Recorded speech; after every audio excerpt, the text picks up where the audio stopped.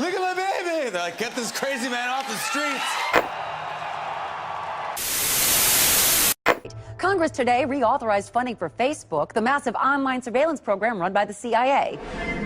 According to Department of Homeland Security reports, Facebook has replaced almost every other CIA information gathering program since it was launched in 2004. After years of secretly monitoring the public, we were astounded so many people would willingly publicize where they live, their religious and political views, an alphabetized list of all their friends' personal email addresses, phone numbers, hundreds of photos of themselves, and even status updates about what they were doing moment to moment. It is truly a dream come true for the CIA.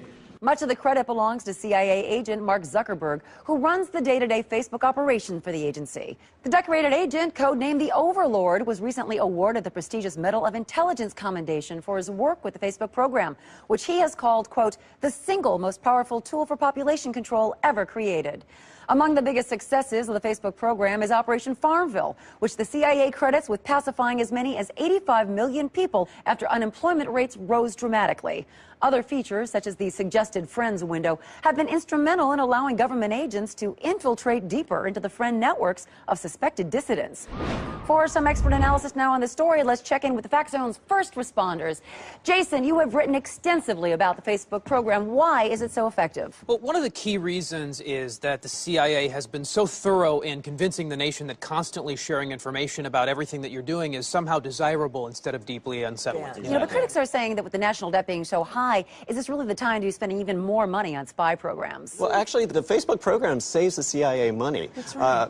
Like the Maps application, where you list every place that you've been, whether it's the state or a country. Or... Oh, right, with the little pins, they show where you visited. Yeah, yes, I like that. That kind of information would have taken the CIA months of going through hotel receipts and plane tickets to figure it all out. The manpower that Facebook saves is huge. Absolutely, absolutely. And the calendar feature even lets the CIA know where you're going to be in advance. So that's right. So now if they want to pick you up for questioning, all they have to do is see which events you RSVP'd yes to and then send their agents to be waiting for you. That's how they got my brother. That's right. So effective. But guys, with all the focus on the Facebook program, is it taking away from some of the other CIA programs like the Twitter initiative? Yeah, the funding for that should be cut entirely. Right, 400 billion tweets and not one useful bit of data was ever transmitted. Oh, that's true. Now, is this trend of social network information gathering dangerous? I mean, just last week, the New York Times revealed that Al-Qaeda has designed Foursquare to identify popular locations for bombing. Actually, Brooke, that's been discredited as any kind of real threat. The people that use that site are people that no one would mind seeing bombed anyway. Yeah, Oh, I really, know that. the only thing the CIA has to be concerned about is people losing interest in Facebook and moving on to a new social network site, like the Chinese site Wanbi. I love Are you guys on Wanbi? Oh my God, Yeah. it's so much more fun than Facebook. It is great. I love that one. I love that you can earn friend points the more state secrets that you post. You know, I've got a lot of contacts in the State Department. You know, I think I could really rack them up. should post them up. I should. All right, first responders, thank you so much as always. You know, I'm, of course, a big fan of any social networking site. It allows me to interact with my fans without having to see, hear, or smell them.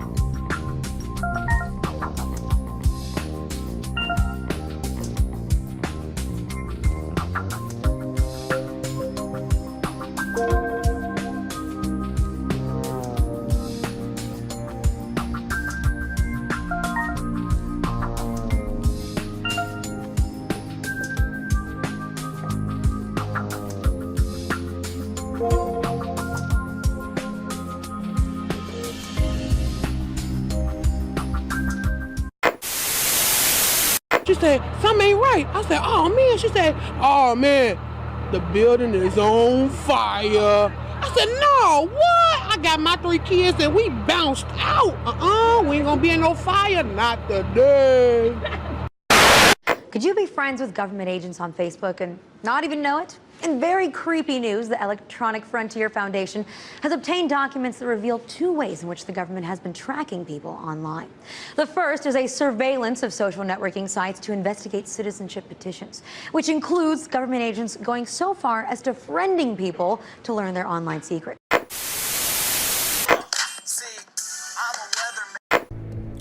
They logged on to reconnect with old school friends and maybe find new ones, only to discover they were giving away their private data.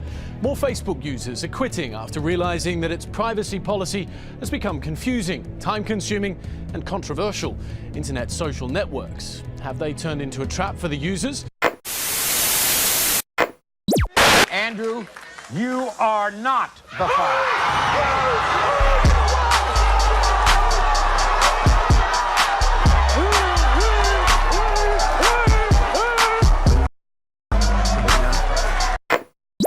I want to talk about Facebook a little bit. I haven't seen the whatever it is, Social Network, the Fincher movie about it. I mean, some friends seem to love it, some friends don't. I guess I'll end up seeing it eventually. Haven't gotten around to it yet. I haven't even seen what's the other one I want to see? Catfish. I haven't even seen that yet. But I want to talk about Facebook itself. Now, Facebook has always these privacy issues. There's always this stuff where they've leaked personal information about what websites you visit or whatever they leak.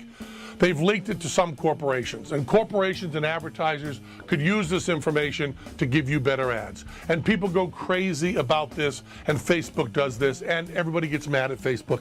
Everybody should get mad at Facebook. But let me just tell you where we draw the line. And this is the thing that pisses me off so much. On Capitol Hill, senators who are in charge of privacy, supposedly, in their little committees, are talking about what should be done about Facebook, how Facebook should be controlled, what we should do to protect people's privacy on Facebook. Government people are talking about Facebook. If you need to understand Penn Jillette's libertarian point of view, as best I can tell it to you, it's this Facebook issue. The privacy issue is not in what Facebook has done. The privacy issue is in the government telling Facebook what they can do. It is not the government's business to protect your privacy from Facebook. Who gives a fuck?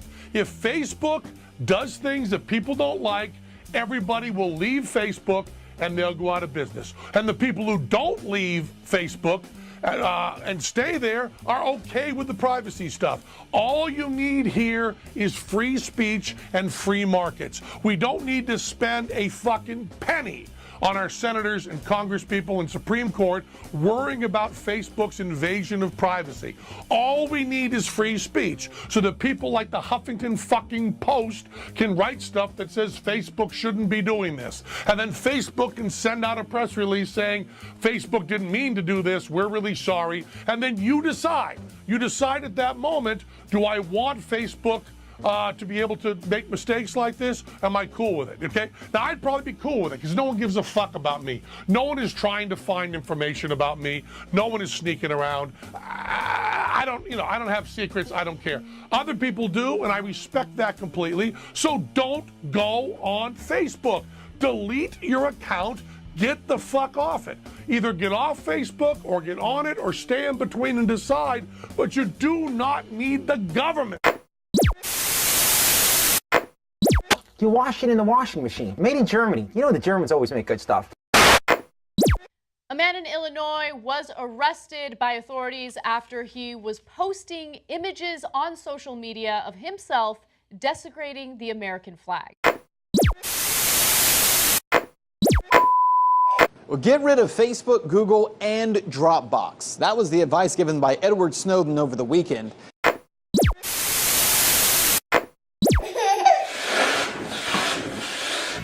Facebook is enormous. As of 2012, there are more than 800 million members. Each day, millions of people log in for an average of 20 minutes to share their thoughts, locations, and more. More than 1 million websites have Facebook integration and offer the ability to use your Facebook ID on their own sites. Whether you're a Facebook fan or try to avoid it completely, there's no denying this website is a runaway success. But for whom? Its most public face is founder Mark Zuckerberg, but some conspiracy theorists believe Facebook has another master, the US government. Here's where it gets crazy. The conspiracy claim is this, that Facebook is either a front for or in cahoots with DARPA, the NSA, or the CIA, and that they use this site to obsessively monitor the online activity of Facebook members. So why do people believe the story? First, it's true that Facebook is a massive surveillance tool, but it's an opt-in, voluntary tool for advertisers. Facebook makes the bulk of its revenue by selling targeted advertising deals. Second, parts of the US government have already been caught taking dodgy steps with individual privacy. Consider that the NSA has been repeatedly criticized for amassing loads of data from cell phone companies without the knowledge or consent of cell phone users. With this in mind, it doesn't seem quite as unreasonable that a government agency might want access to Facebook data. So we have two indisputably true claims. But these two facts alone don't establish a conspiracy. There's no link. For theorists, that connection is found in the story of investors Peter Thiel and James Breyer. Both men invested when Facebook was in its infancy. Thiel, the founder of PayPal, gave Facebook $500,000 in 2004. Breyer came along in 2005. His venture capital firm invested around $12.7 million, and he personally invested $1 million. James Breyer was formerly a board member of a company called In-Q-Tel, which works to accelerate the intelligence community's access to cutting-edge technology. In-Q-Tel was originally associated with the CIA, and George Tenet, former CIA director, explains this relationship between the organizations in his book, At the Center of the Storm. In some ways, this seems like a case of guilt by association. Yet when this theory is discussed, Breyer is often trotted out as a key piece of evidence. There's no denying the information gleaned by Facebook from its users is valuable to a degree, and there's no question that the US government has been caught gathering private information without people's consent. But does that mean the government actually controls Facebook? With the evidence at hand, this seems like a bit of a leap. But here's the frightening thing. Facebook doesn't have to be controlled by the government to work with it. The US government has made increasingly frequent demands for information from ISPs, telecom companies, social media sites, and other online entities. Facebook is no different, and the information generated by Facebook users is its primary source of profit. Facebook has every motivation to increase the amount of information created, and they haven't wasted any time. From automated facial recognition to software that screens personal messages for hints about crime, Facebook has vastly expanded its ability to know everything about its users, and it's a good idea to consider every activity on Facebook public knowledge. Whether Facebook works for the government or simply sells your personal information, the questions remain. What are they doing with your data? Who's buying it? How is it being used to affect you?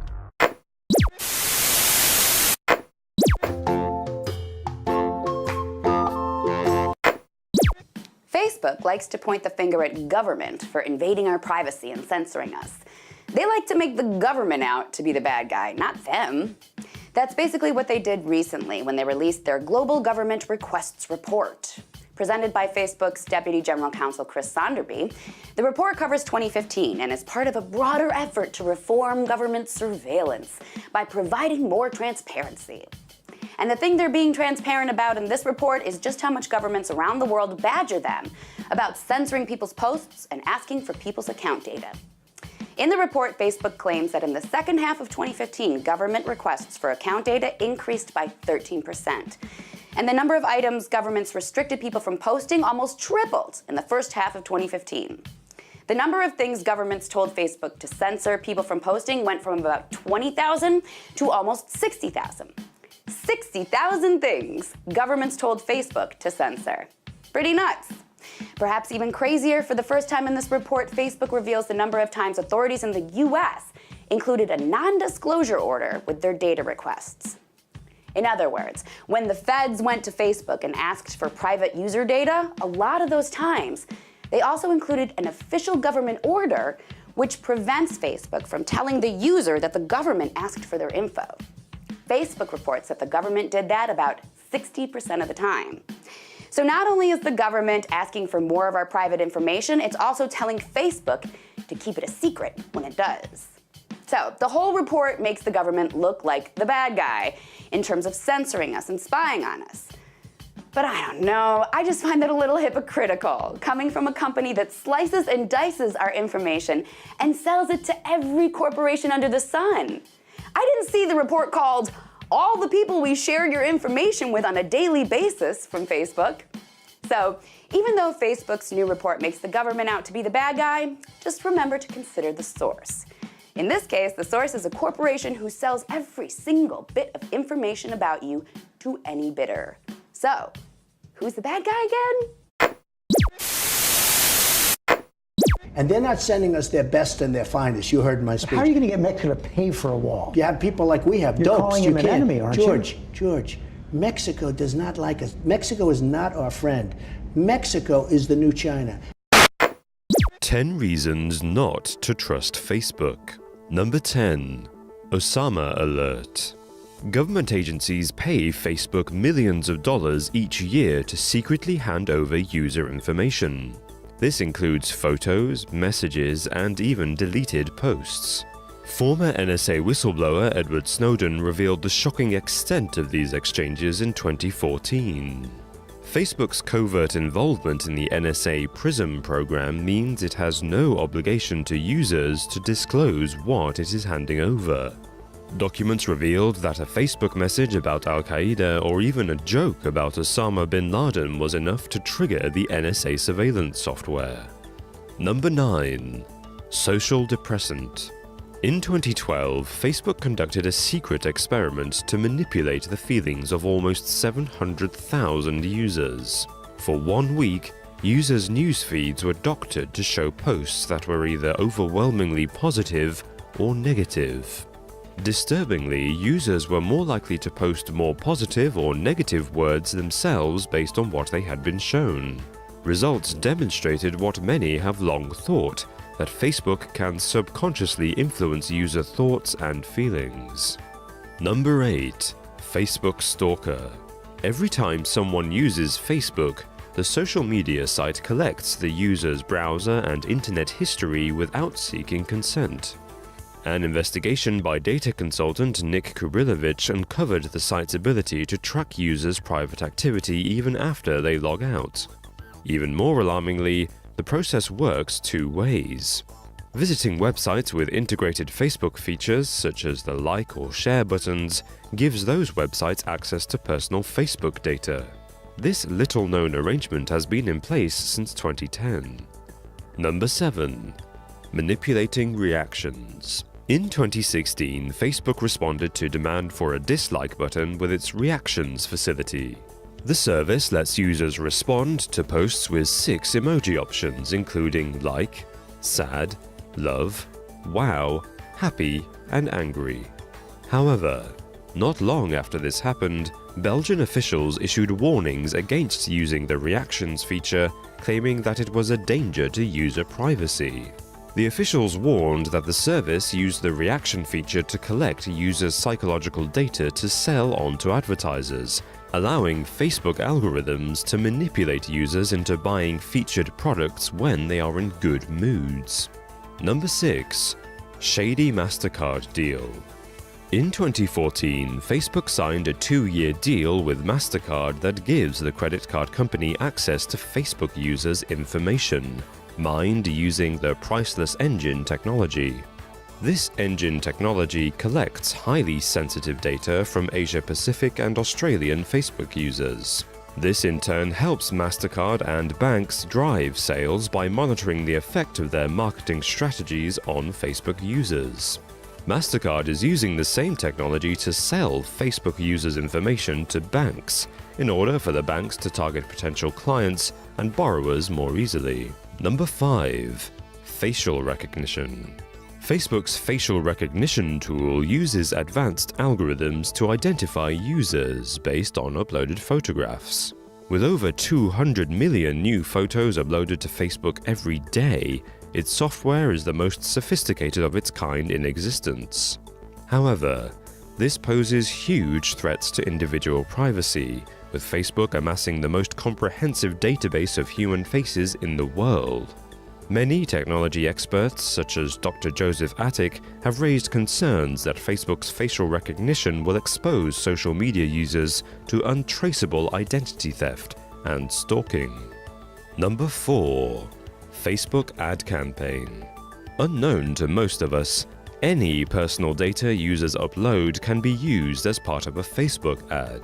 The site adverts feature information on brands and pages liked by friends to encourage those in their network to follow suit.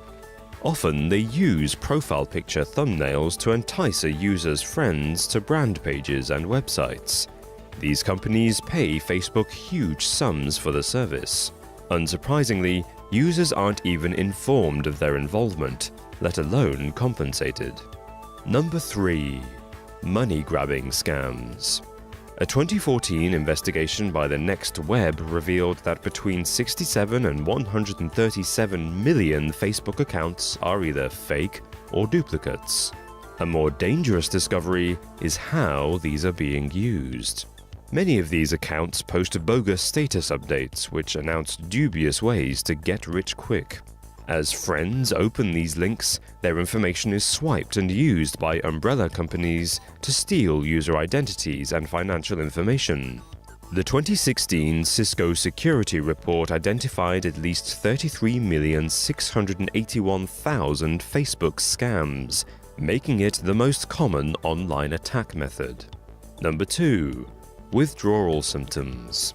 In 2016, Facebook admitted that it had secretly run psychological tests on 20% of its users. The company deliberately crashed its Android app to monitor how long it would take before users gave up refreshing it.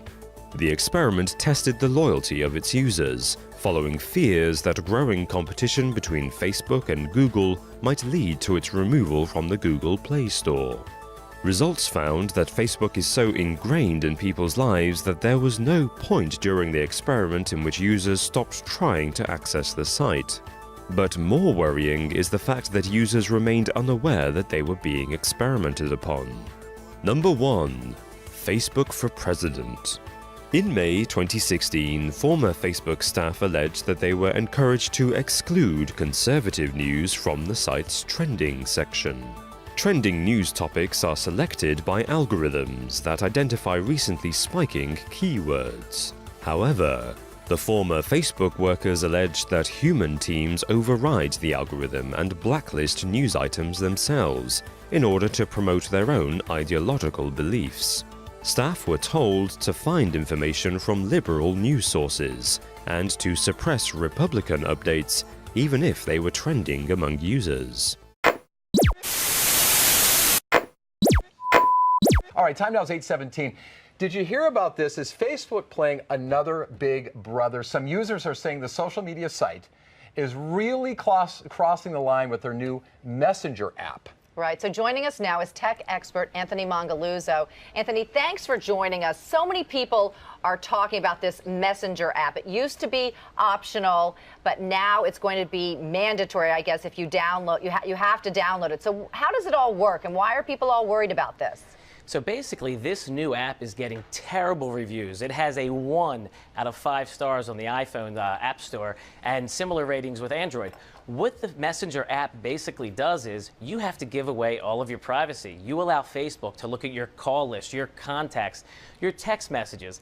It can even use your recording device and your camera device on your phone without even telling you. Okay, that's the thing that scared me the most. Take me through that. I'm holding my phone right now. Yep. And if I have this Messenger app, they can see what I see, or even worse, spy on me with what I'm doing? Hey, most of your phones nowadays have 2 cameras, the front camera and the back camera. So legally, you are giving them access to those cameras when you install this application. So some creepy guy in the San Francisco Bay Area at some place in Facebook can be looking live at what I'm looking at? I was going to say, don't even worry about San Francisco. Facebook is global. Around the world, they can look at you.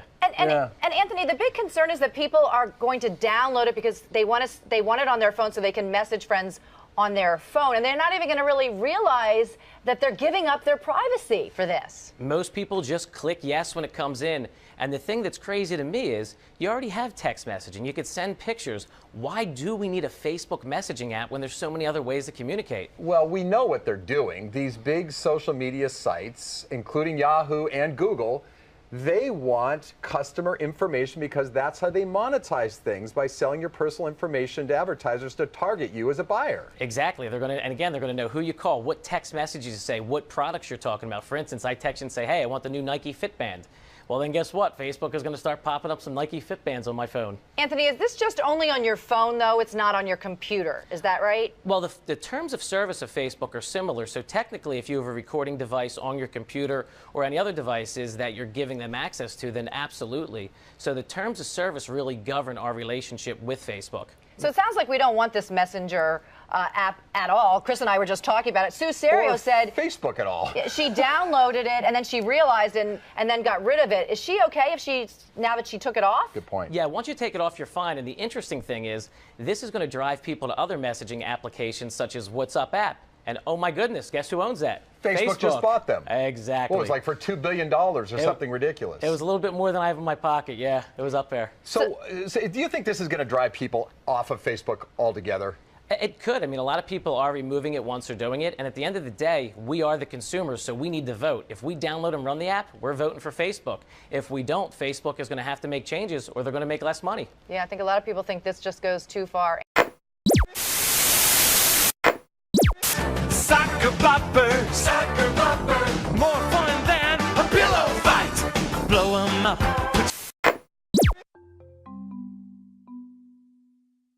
Facebook's trending section presents a list of personalized topics and hashtags that have recently spiked in popularity. But what if we told you Facebook's trending topics were actually curated by a select group to amplify or suppress certain topics? A former Facebook worker claims the trending news team routinely prevented conservative news topics such as CPAC and Mitt Romney from being included in the platform's headlines. Stories from conservative news outlets that organically surfaced via Facebook's algorithm would also be excluded until sites like the New York Times and CNN covered them too.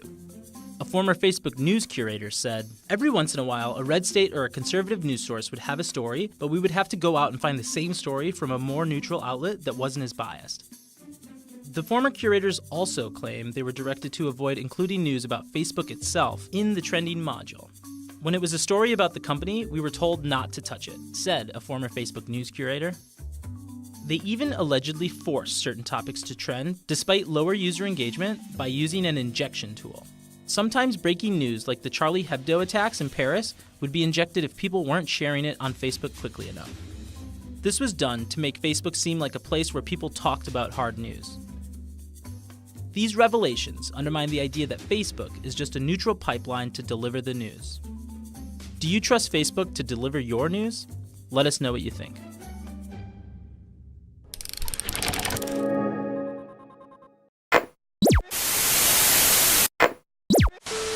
Of Capitol Hill to work out a compromise health care plan, he lost his voice after his State of the Union speech. A roof collapsed at a supermarket in France. Well, let's talk about Facebook, because they're all about protecting your privacy, right? Well, at least that's what they keep trying to tell us. So, I mean, privacy is a really important issue for us and for the internet. So we spend a lot of time thinking about these things. In terms of the settings that we have, I think that there are some misperceptions. Unfortunately for us, that's just not true. See, when you actually dive into Facebook's record on privacy, you realize that they really could care less about it. And mistake after mistake of theirs really shows that. In 2009, the FTC started investigating Facebook after several of their most egregious lies to their users were exposed. Now, it was a freaking free-for-all over there. Facebook promised users that it would keep their private info private. Well, guess what? That was a lie. Facebook randomly changed settings that made private info like friends lists public with no warning. Facebook also promised its users that they wouldn't share their info with third-party apps. Lie. Third-party apps were given free rein to access users' personal information. Facebook also promised that they would delete information once a user canceled their account or deleted information. Lie. That content was never actually deleted.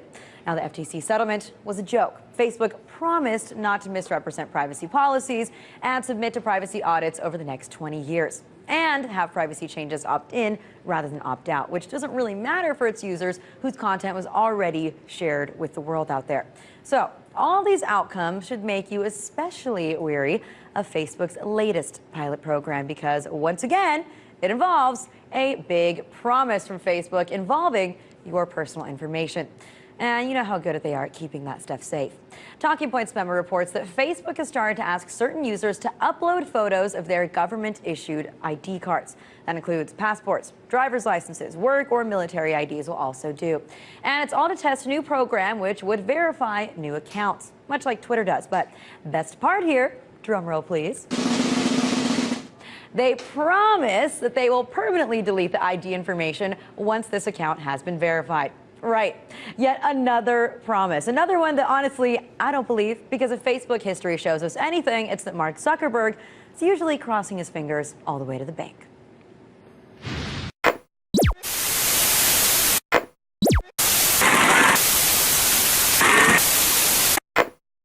I'm going to put this out here right now. This is real talk. So if you can't take that, click that back button. If not, you're welcome to leave your opinion in the comments below. This is not some juvenile act of rebellion to garner attention. This is a carefully thought out strategic move from my personal and professional life to show the powers that be that I still have a voice and it's worth protecting. So what am I doing exactly? I'm deleting Facebook from my life. Permanently. And you should too. Recently, you may have noticed a new feature incorporated into the Facebook mobile app called Listening. This grants Facebook the permission to use your microphone on your smartphone. So when you're posting a status, your phone will start listening in on what's going on in the background so it can filter out conversations and then correctly identify music and TV shows, and then it'll just put it on your status at the end. Facebook claims that these recordings never leave your phone. Lies. You think me stupid, Facebook? The only way that you can correctly identify a song is by sending that data to external servers for processing. So if the recording never leaves my phone, that means that all the processing is done on my phone, which it isn't. And that during this request, my phone doesn't need to be connected to the internet, which it does. And that my phone magically has petabytes and petabytes of data pertaining to every single song and TV show on the planet, which it can't. So what are you doing with that aggregated data, Facebook? Selling it to the highest bidder? Actually, truth be told, I'm super excited about this feature because honestly, for the past 20 minutes, I had no idea what I was watching or listening to, and I really don't have the mental power to type it out myself. But don't worry, the app's not always listening,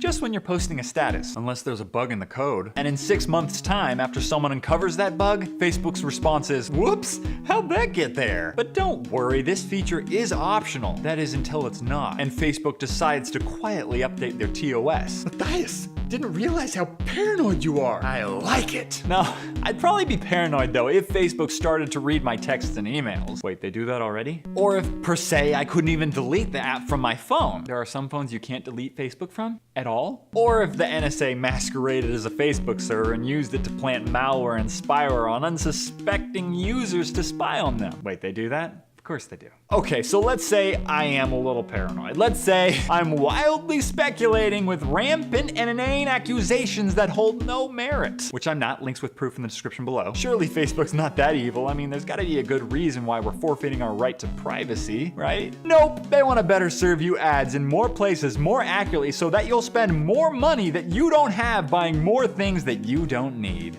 No thanks, I'm good. Facebook and the NSA might be listening, but they're not listening. You think they care what an average dude like yourself has to say? Either way, it's against the Constitution and violates my rights as an American citizen. Well, I got nothing to hide. Neither do I, but what we still do have is rights. Rights that people have died to give us. Forfeiting those rights for tailored ads or security is about the silliest thing you can do. If you give up your right to privacy to help the government fight for that right, you eliminated the need for that fight because you no longer have that right. It rhymed. People shouldn't be afraid of their government. Their government should be afraid of their people. V for Vendetta. A movie that you might want to check out, as well as some others in the description below, that show the ramifications of the path that we're headed down. Deleting your Facebook account won't all of a sudden fix everything, but what it will do is start a conversation about what we find important and how we can protect that. Again, in the description below, there are some links that you can use to educate yourself and protect your privacy. But honestly, let's take a step back, okay? Let's pretend that Facebook is one of your friends that you trust with your life. And then you learn that your best friend has started to store photos of you and all your text conversations and every site you've ever been to, and now is recording everything you say. If you're telling me you wouldn't end that relationship, you're lying to yourself and me. But guess what? Facebook isn't that friend. It's the creep who lives under the bridge that now has all of your precious information, and he's selling it to other creeps under other bridges. But let's step back even farther.